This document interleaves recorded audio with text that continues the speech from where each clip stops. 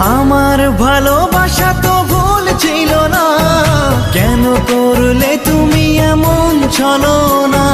কি দোষে দোষী করে তুমি চলে যাও, অশান্ত মন আমার কিছু বুঝে না। প্রশ্ন করে দেখো তোমাকে তুমি, বুঝবে তাহলে আছে কেমন আমি।